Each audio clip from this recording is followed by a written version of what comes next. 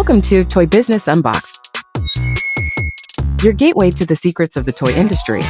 Here, Jason Shea, a toy entrepreneur and expert in the field. Every product we develop is really inspired by some of the real life experience that we have with our son. 60% of all toys last year were sold on Amazon, which is incredible. Be passionate about it because it's a road, it's a journey. Like when you have an idea that you think is like gonna somewhat like change the world, make things better, I'd say go for it. We'll guide you through the enchanting world of toy design, marketing, and manufacturing. Now let the unboxing begin. Hello, welcome to another episode of Toy Business Unboxed. I'm your host, Jason Shea, where we uncover stories and insight behind the toys and games industry. Today's I'm joined by Richard, creative forces with over 50 product ideas and also a very prolific inventor. Richard's journey as an inventor really highlight the highs and the lows of bringing unique concept to market. Together, we'll dive into the invention process and explore the challenge of pitching ideas in today's toy industry and learn how he stayed inspired through despite of all the adversity that he have faced over the years. So thank you again for joining me on today's interview, Richard. Thrilled to be here. Yeah. So first of all, can you tell us, I know you have been doing this for quite a while now, and I guess, can you kind of go back in time and tell the listener about your journey? Because I know you have some background in advertising, then you become a toy inventor. What inspired you to make that shift? Well, I was an award-winning creative director at the major ad agencies. And one day I was visiting my mother in the hospital in West Palm Beach, and she fell asleep in the hospital. And I walked outside to kill about an hour, and there was a Toys R Us right outside. So I wandered in, looked around, and I said, oh my God, I can do better than this. There was very little originality, very little. So when I got home, I did some research and I said, I can do better. So I started inventing. And one of my first inventions, I sold almost immediately. There were skydiving frogs, just like at a, I like that idea. When skydivers jump out of an airplane holding hands in a circle and they fly. Well, I went to an air show and I pasted 6 frogs together and I presented it to Playvisions in Seattle. And they loved it and moved ahead with it immediately. You toss it just like a Frisbee and it flies beautifully. And then I did skydiving pigs. I made I like that one too. So they stopped making them after 4 years. They put them in aquariums and zoos, but they never put it into the mass market. So now I own all rights and I have the molds. I'm looking for a toy company to hand it off to. They fly beautifully and they have goggles and backpacks, and I have the factory. So that inspired me. So then I came up with a slogan, I can see what's not there. When I would go in and look around at toys, immediately I'd say, hey, there's nothing like so-and-so. So I started inventing things that you must, as an inventor, look through the internet to make sure that someone else has not invented it. And one of my biggest problems with the toy industry is if you come up with an idea, let's say there is an idea, but you do a much better version, a much better one, they're not interested. They say, oh, that's been done. They say that, oh, that's been done. The perfect example is I came up with an idea. Everyone now has a rescue dog. So I came up with this idea, rescue me, a scruffy dog, a very scruffy dog, rescue me. You rescue it, you shampoo it, and you adopt it, and it comes with adoption papers. I went to Toy Fair with this. Oh, that's been done. Do you know what was done? Little fluffy little dogs that were a little bit dirty, not an adult dirty rescue dog. They were fluffy for little kids, but it doesn't matter. In the toy industry, There's a Bible, a religious thing. If it was done, it doesn't matter if it's 1,000 times better. It's been done. So that's really terrible because everybody has a rescue dog. And this is wonderful because so that inspired me. But when I went to Toy Fair, my first Toy Fair, very little originality, I must tell you. It's archaic. The marketing people are not the sharpest. The owners of the companies, the smaller ones, they're not open to fresh new ideas. I mean, I had developed some of the most amazing, fresh, original ideas. Yeah. And booth after booth, it was ridiculous. I mean, I had this. Oh, let me make it bigger. Yeah. All right. This is called Space Kids. Yeah. I have a capsule made.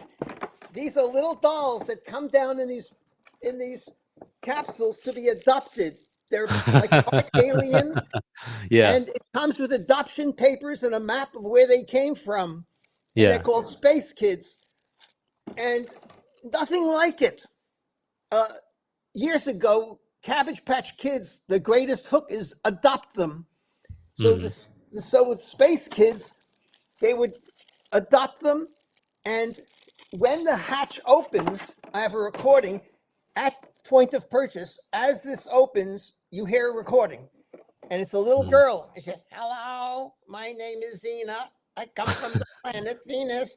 And there's spacey da da da da da da da music. I had a recording made. So at point of purchase, you open it, and she says that. How could you not want to take her home? Nobody. Girls aren't interested in space. Morons. A lot of the owners of toy companies, they have blinders. There are girl astronauts. This is a new age. I So think, it's not yes. Anyway, there's no doll like it. It's been rejected by every toy company. Everyone has rejected it. Absurd. So, so I'm just saying, I did plush. Almost every plush is the same. Teddy bears. I did Zonks. Zonks are, I don't know how to showing it. Yeah, I can But see it. it has 4 legs. It has 4 legs. It's beautiful. It's a fish with 4 legs. It's ridiculous. I'm silly. And I have a whole line of these. I had beautiful samples made. No one was interested. I went to every plush booth. So I'm just saying, and then they go through the expense of having a prototype made. They jerk you around. Is it patented? Do you have a prototype? So inventors can't afford prototypes, intellectual property. I have an attorney who's a friend in Dallas. He gets 10% of every invention. He does everything is patent pending. Yeah. So the point is, despite this, then occasionally as an inventor, the head of inventions likes something. I do a Zoom meeting and he likes it. I go, oh my God, I can't believe it. He has to go back to his committee, the head of marketing, and he has to present it to his head, and it dies. A committee cannot. Steve Jobs went ahead with the Apple phone. A committee, someone told me a camel is a horse designed by a committee. You can't, a committee, you can't have five. You need a tyrant. You need someone like, Isaac Zarian, who says, I love it, let's do it. You can't ask the head of marketing, the head of sales, the head of this, the head of that. So I have a few things under consideration. I'm a very prolific inventor. I mean, my kids, I had 2 boys. Yeah. They could not catch a ball. It's very hard for little kids the first time to catch a ball. The ball would bounce off their chest. So I came up with the flinger ball. Yeah, you showed me that. 8 rubber soft handles. So when it comes to the kid, they grab one of them. And to throw it, they throw it like this. Rejected by everybody. I have had more rejections than, but they say, oh, do you have a prototype? Well, a prototype of this would be expensive. I can't afford it, but it would be the easiest. Oh, I have a video. A dad and a kid having a catch. A beautiful video. One of the companies liked it, and they said, oh, but we need a video to see it in action.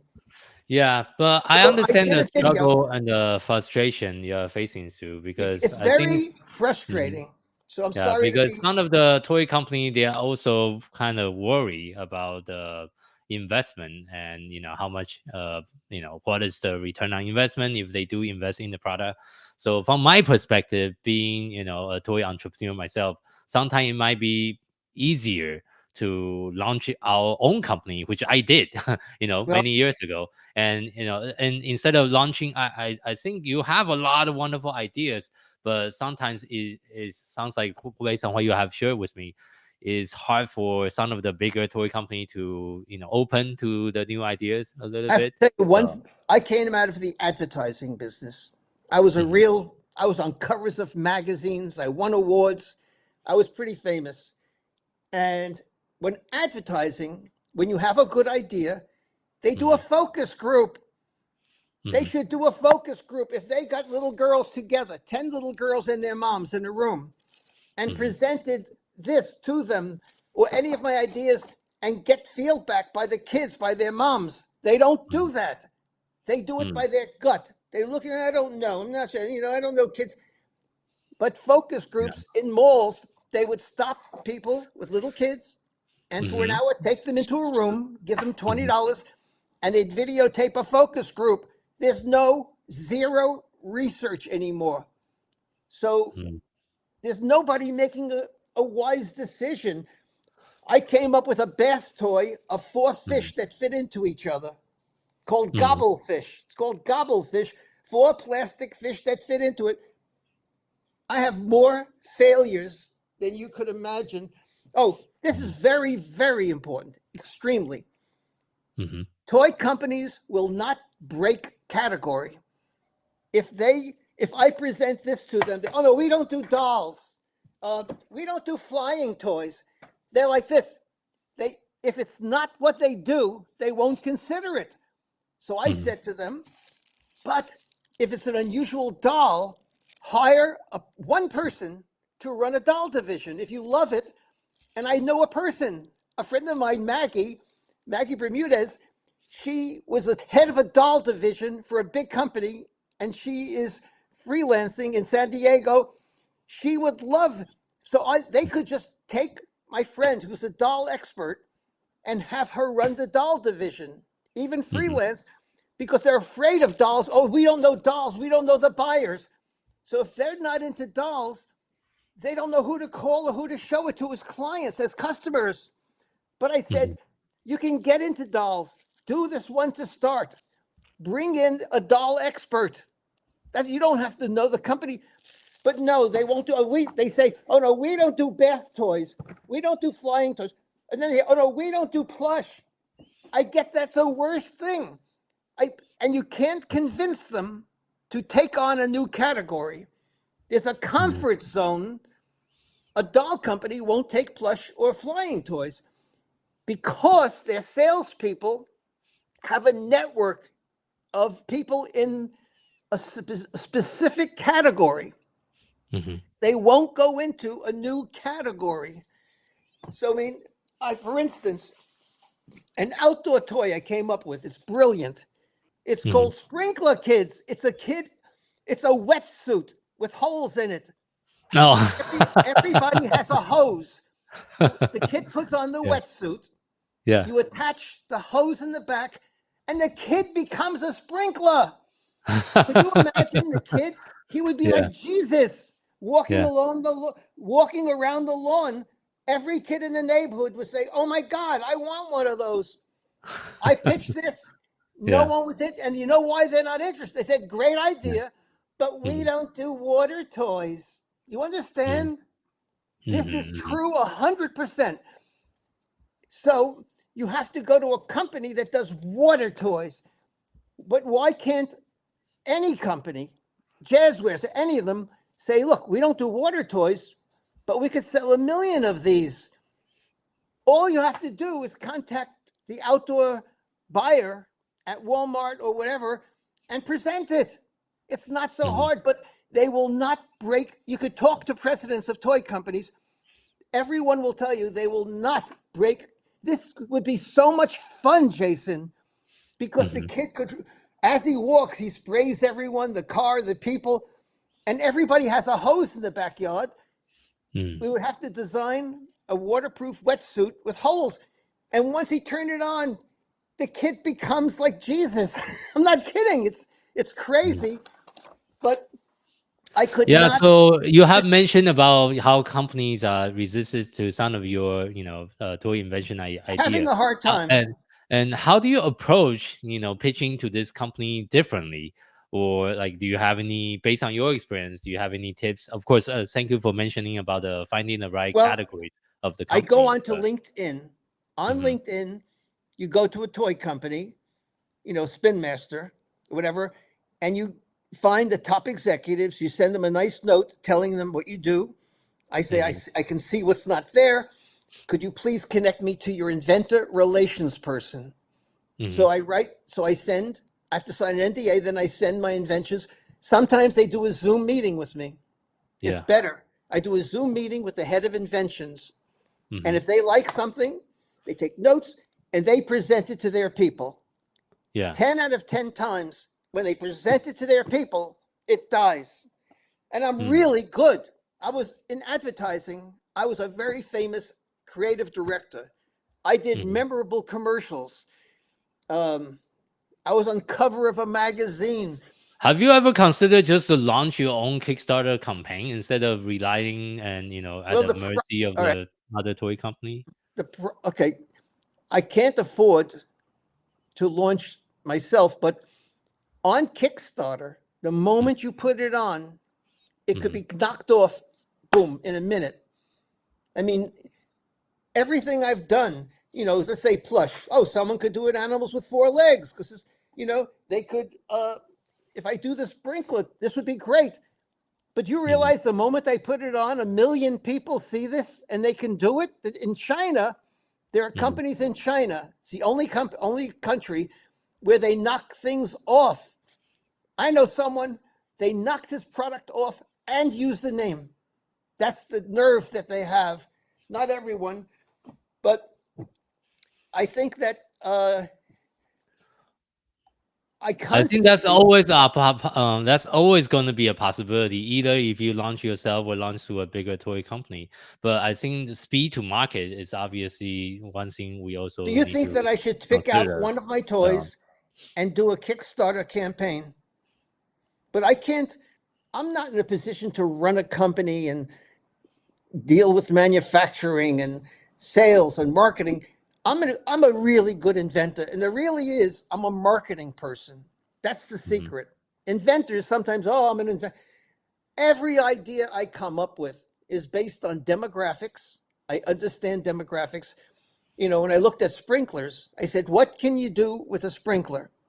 And I came up with something that no one's ever done. I turned the kid into a sprinkler. That's brilliant. One of my best ideas. Even Whammo.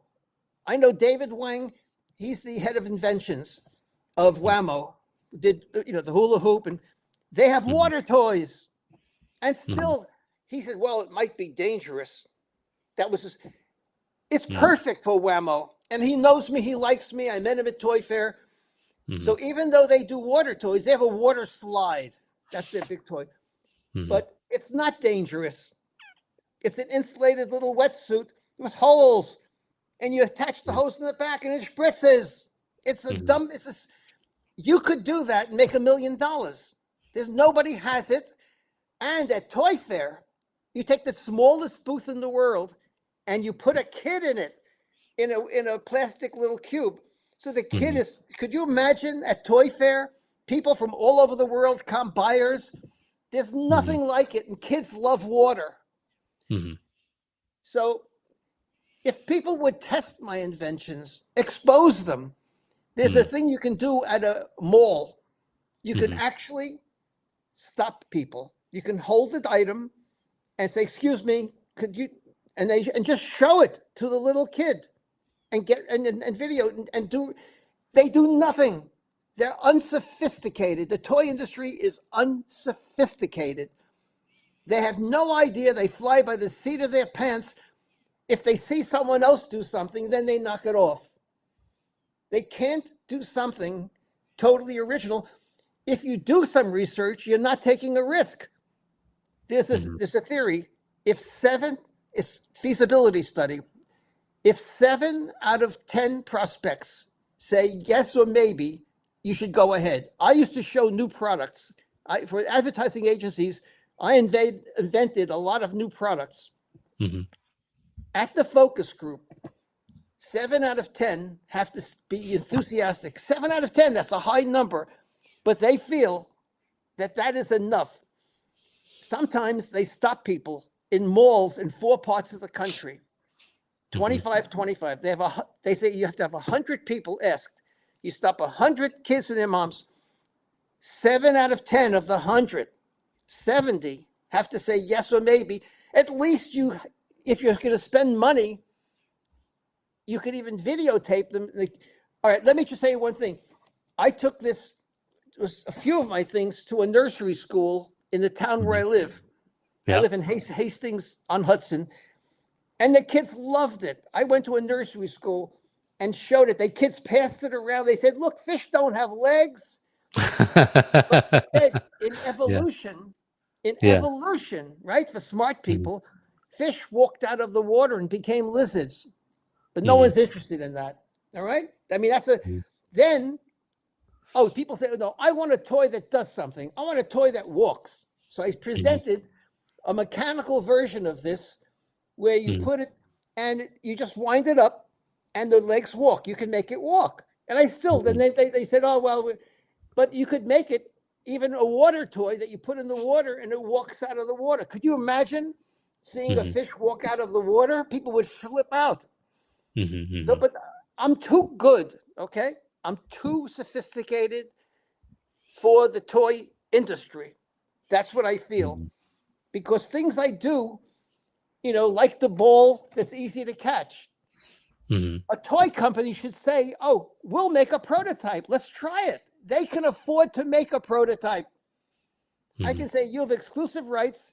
Make a prototype. Have some kids have a catch. And that's it. It's so simple." But I struck out. I did have people like things, and I got back to them. But I must say, and I did an adult board game. Adults play.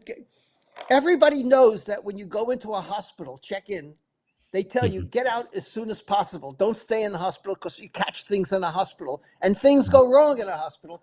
So I came up with the hospital survival game.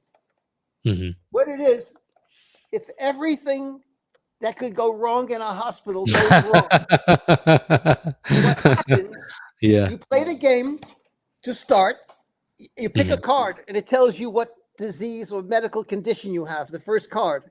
And then you have to go around the board without dying. You pick a card and it says, "You went into surgery, they took off the wrong leg. That spot on your chest, it's not skin cancer, it's a Krispy Kreme donut." I mean, funny things. I had funny, all the cards. Let me just show you. I have the board. Listen to this. So, okay. Yeah. I have a surgeon going into surgery, and he has a seeing eye dog and dark glasses. He's blind. Yeah. It's a surgeon. And there are cards that say ailments, survival, and screw-ups. Okay. Yeah. So the point is, this is a fun, lighthearted game. Yeah. Every hospital has a gift shop. There are 100. This would be a great thing in a gift shop at a hospital to give someone who's in the hospital. And I think that doctors, nurses, it's a fun. I used to write, before I did anything, I was a comedy writer. I wrote for comics Oh, who appeared. okay. I see. I wrote, and then I went to their performance. I was a good comedy writer. So a lot of these cards are very funny. It's humorous, lighthearted, hospital survival game. There's nothing. I presented it to 3 of the biggest game companies at Toy Fair, and they all rejected it. Hmm. And they didn't tell me why. I mean, Yeah, that's frustrating. part Yeah. of it, I think, is to get to the president or the chairman of the company. If you can get to the top person like Steve Jobs, there's a reason the top guy is the top guy. And I think that, just think of how frustrated this cost me. I got the best illustrator. A friend is a very good illustrator to do the illustration. I wrote the cards. I protected it. I did so much work on it. And then I went to the toy companies. I can tell you who they are. Not one of them jumped at it. Well, that's why I have been trying to encourage you, just launch yourself. I Now, let did. me tell you, So, I'm a senior yeah. guy. As you Yeah. know, I have a lot of energy. I'm a senior guy. Yeah. This past year, I lost my son to fentanyl overdose. Oh, yeah. Sorry to He hear was that. 40 years old. He lived in Berlin, and my life has been a disaster. I spent thousands of dollars in drug rehabs. Yeah. I can't afford it, but there are people. And if an inventor gets the most of 5%, the person I'm handing off to takes 95%. So, and I'm dynamic, I'm positive, I'm funny, I'm aggressive. And if I can't do it, nobody can. There's also another inventor called Richard Levy. He did the Furby. Oh, Sometimes same name? Yes. Same name as you. A lot of the Okay. times when I pitch see. someone, they Yeah. get right back to me thinking it's him. They Oh, get, I okay. said, no, it's the other Richard Levy. Mhm. I once met him at Toy Fair. He's pretty famous. He has a book. He did the Furby. They're relaunching it.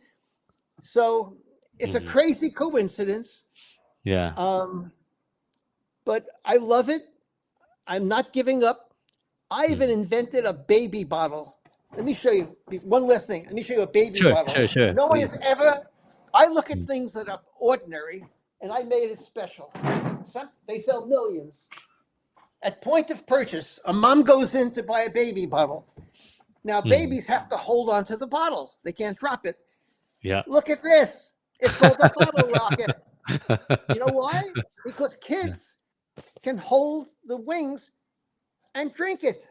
But just think of this in the store versus the baby bottles. It has a great name. It's simple. It wouldn't cost.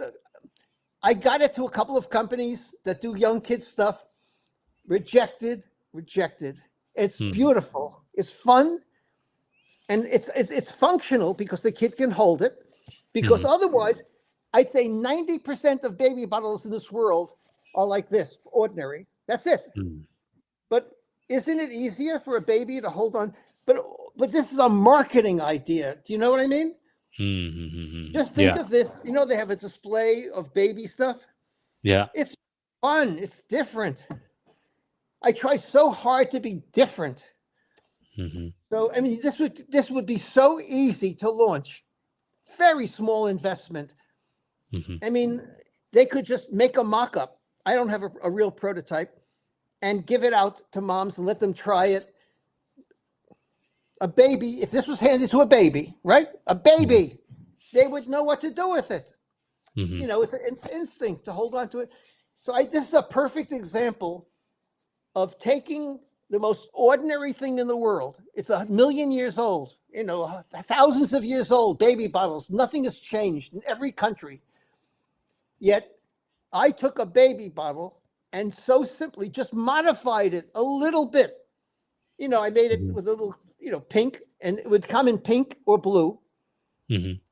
I could hand this off to you. Believe me, the baby buyer at Walmart would take this because everything else is nothing. It's nothing. They could charge more. A baby bottle might be $2.50 or $5. I don't know how much a baby bottle costs. This could get more money Because it's fun. Mm-hmm. So Mm-hmm. everything I'm showing you would be exclusively for you if you want it. You have absolute rights to everything I've done at this Yeah, point. of course, The we'll Toy also share that with our listeners. See if there's anyone that's listening to our show and watching the show will anything, be interested to reach out. anything that you would, because at this point, I'm not looking forward to the next toy fair because it's so frustrating. I mean, to present something, you look at first, I do a pass. I go through and see what they have. I go through it the first day to check Yeah, out what they have. yeah, So I know how to position it against what they have. I could say, yeah. if it's a doll company, I said, you don't have anything like this girl in a little space. Also, I said they could be this small. You could Mm, make them small. They don't have to be this big. This cost me $2,500 to make. mm, $2,500. yeah, Beautiful. The best toy designer in the business, Risa mm, Hope, did this. And she made me the doll. I was so sure that I mm, would sell this. So I made mm, the investment. yeah, So it's the most frustrating thing in the world because mm, there's nothing like it. I believe, and it has adoption papers, a little map where it came from.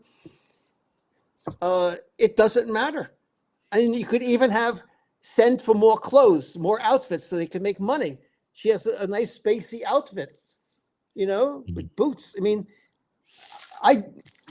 at this point, it's so frustrating.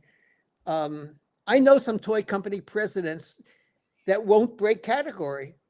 Very mhm. good. They have toys. Oh, we only do puzzles. Yeah, I said, puzzles.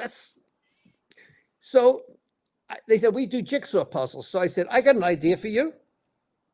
Do a jigsaw puzzle of flowers and put a scent into the pieces so the flowers smell like the flowers. mhm. Oh, that's been done. The point is, I don't know it's been done, but at least for a kid, if you had a puzzle, let's say with fried chicken, and you Mhm. put it together and it smells like fried chicken. I'm just saying, I bring originality. I met with the president. He's a great guy. Yeah, And I said, okay, you do puzzles. I'll come up with puzzles that you're not doing. mhm. And despite that, he doesn't do it. The worst words is, oh, I think it's been done. So Yeah. Well, as well, wrapping up today's I'm interview. relentless. Yeah. I have such belief in myself. I have a high self-esteem. Mhm. Just like with these, when I went into the booth Mhm. at Playvisions, he took a look at my mock-up. It was 5 frogs taped together. And he said Yeah. immediately, I love it. Send it to me. We're going to do it. That's how easy it Mm, is when it works. And he mm, went ahead and made it immediately. It was sold in zoos and aquariums. I own the mhm, rights now.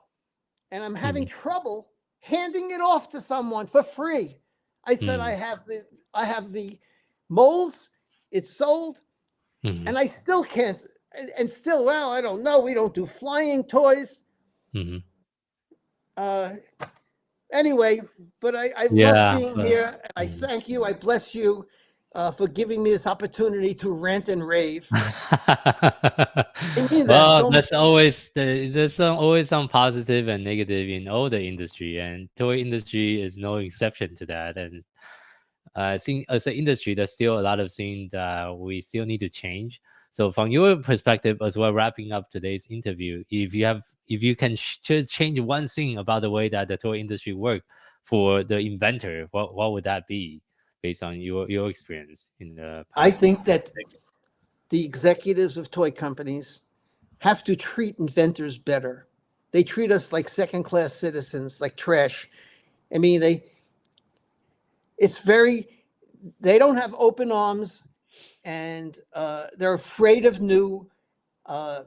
If they're going to take something, if they like it, say we like it, but we're not Mhm, sure.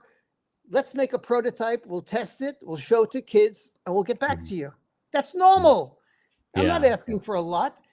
Mhm, The guy I'm presenting it to could go down in his neighborhood to the playground with a mocked up thing and toss it to the kids and say what they. It's so easy, but you know, I'm not asking for a lot, but I think that they're not open-minded to new ideas. There's very few things when I walk around Toy Fair where I go, oh my God, I wish I had done that. Just think if you went to Toy Fair and you saw the kid with the sprinkler in a booth spraying everything, you go, oh my God, that's great. My kids would love that.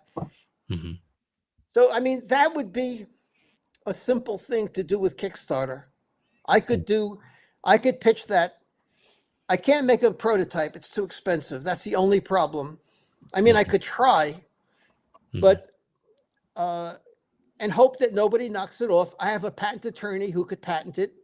And of course, once I do Kickstarter, then go to a toy company saying, oh, they're not the brightest stars in the sky. I wish they were smarter marketing people. I think if they had more women, I found that women in the industry are more receptive than men. Women are more open to new ideas, a breath of fresh air. Too many guys have been in the industry for 20, 30 years, and they're set in their ways. It needs something fresh and new. And you know what? The most frustrating thing is MGA did a line that's making millions called Bratz. They're little dolls. They look like little hookers. Mothers buy them for little girls. Take a look at Bratz. They're wearing cheap outfits, a lot of makeup. They look like little hookers. And yet they sell millions and moms buy them for their little girls. How do you explain that? Oh, Isaac Larian is so pleased with his book. They're making a movie now because Barbie was good. They're doing a Bratz movie. But next time, take a close-up look at Bratz. They're like, that's not an image for a little girl. I wouldn't buy it for my little girl. They're wearing tight-fitting, sexy, and they're called Bratz. So how do you figure that? Yeah, but thank you so much for sharing your perspective, and we'll make sure to leave your contact information on Thank you so much for letting me do this. It means so much to me. Jason, bless you.